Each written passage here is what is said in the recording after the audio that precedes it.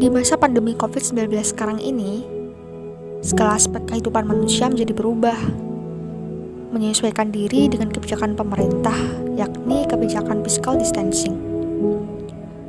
Physical distancing tentu udah gak asing di telinga kita.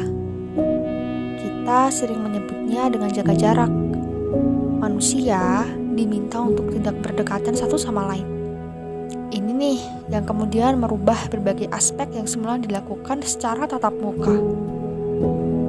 Aspek tersebut termasuk aspek pendidikan yang saat ini dekat dengan kita. Proses pembelajaran yang semula dilakukan secara langsung atau tatap muka, kini harus dilakukan secara online atau dalam jarak jauh. Pendidik dan peserta didik bisa melakukan pembelajaran di rumahnya masing-masing. Kedengarannya enak ya, bisa sekolah atau kuliah di rumah. Awalnya sih enak-enak aja ya, karena kita bisa belajar di rumah, kumpul sama keluarga. Kalau belajar bisa disambi melakukan hal lain. Tapi ternyata kok lama-lama banyak teman-teman yang mengeluh. Emang apa sih yang dikeluhin? Gak bisa fokus belajar, motivasi belajar menurun, sulit paham sama materi yang disampaikan guru atau dosen, atau masalah teknis kayak susah sinyal atau kuota limit. Dari permasalahan itu, ada aja terbesit keinginan untuk belajar secara langsung.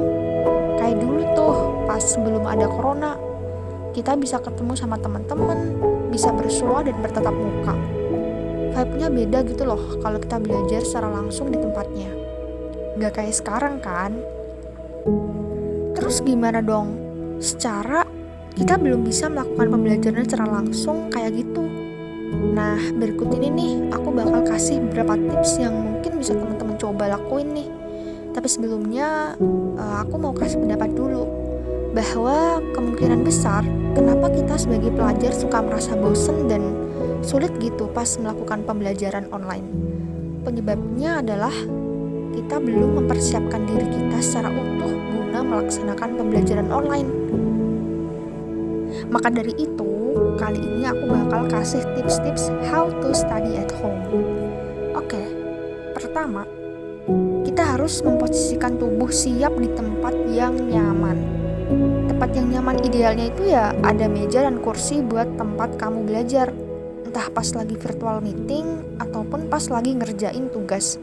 Ingat, jangan rebahan, nanti ketiduran. Kedua, menyediakan alat-alat belajar kayak buku dan alat tulis gitu. Alat belajar lain yang mendukung seperti laptop atau HP sangat mungkin digunain ketika lagi berlangsung pembelajaran online. Ketiga, memastikan koneksi internet baik. Ini nih yang jadi problematika saat ini. Jaringan internet yang gak bagus karena sinyal di tempat tertentu gak support. Nah, ini jadi PR buat kita semua buat bersabar terus ketika menemui masalah kayak gini. Dan sebisa mungkin kita tetap berusaha mencari tempat yang sinyalnya bagus. Entah pergi ke rumah saudara atau ke rumah tetangga kayak gitu. Keempat, menjauh dari benda-benda yang membuat kurang fokus seperti TV dan medsos. Gak jarang loh kalau kita lagi di rumah bawahnya suka keganggu dengan hal-hal yang sifatnya menghibur diri kayak TV atau medsos. Makanya kita harus mengendalikan diri untuk sebisa mungkin menghindar dari hal-hal tersebut ketika kita lagi belajar. Kelima, memastikan pencahayaan ruangan baik. Ini juga penting buat kelancaran proses belajar kita. Pencahayaan yang baik memicu kita untuk belajar dengan maksimal. Dan tentunya mata kita tidak gampang lelah. Nah, ini yang terakhir.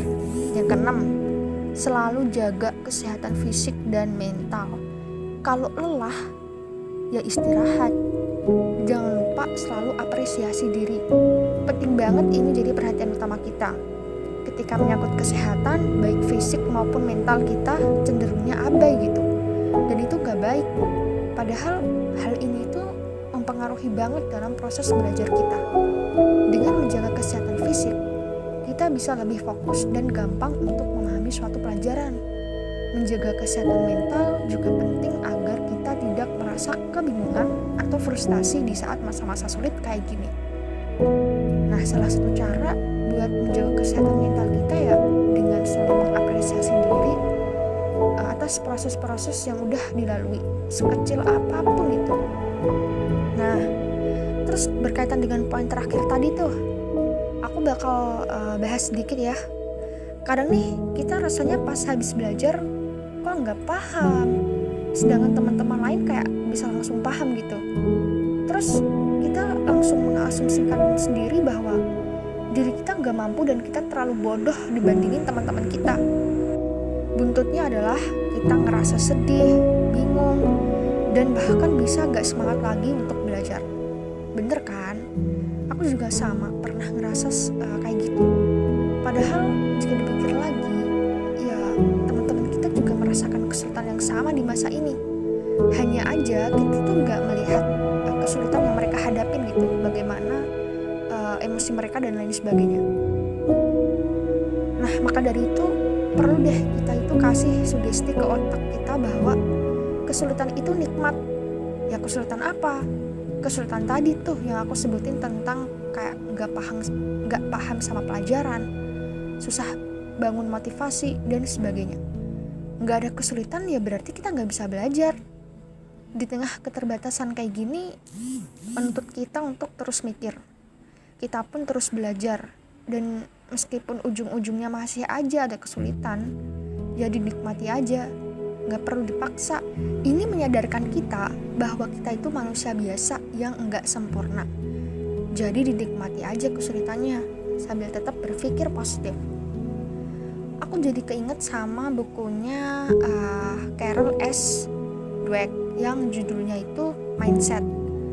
Beliau mengatakan di bukunya bahwa kecerdasan itu tidak berkaitan dengan kesempurnaan seketika. Kecerdasan lebih berkaitan dengan proses mempelajari sesuatu sejalan dengan waktu, yaitu menghadapi tantangan dan menciptakan kemajuan. Sama nih kayak yang lagi kita hadepin, gak melulu harus sempurna tanpa melakukan kesalahan apapun.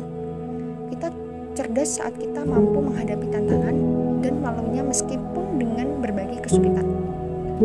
Setiap kemajuan dari diri kita, sekecil apapun itu harus kita apresiasi. Kayak sekecil kamu udah mulai mengetik satu paragraf saat nugas, padahal sebelumnya kamu susah banget buat memulai nugas. Atau sekecil memulai mencatat pelajaran pas dosen lagi menjelaskan, padahal sebelumnya kamu gak pernah tuh berniat mencatat penjelasan dosen. Nah, dengan mengapresiasi diri, yaitu cara terbaik yang bisa kita lakuin untuk kesehatan mental diri kita. Ya so, teruslah belajar dengan menyiapkan diri sebaik mungkin. Tetap positive thinking dan jangan lupa terus jaga kesehatan kalian. Aku Nur Rahmatul Hasanah, mahasiswi jurusan Sosiologi dan Antropologi UNES. Terima kasih sudah mau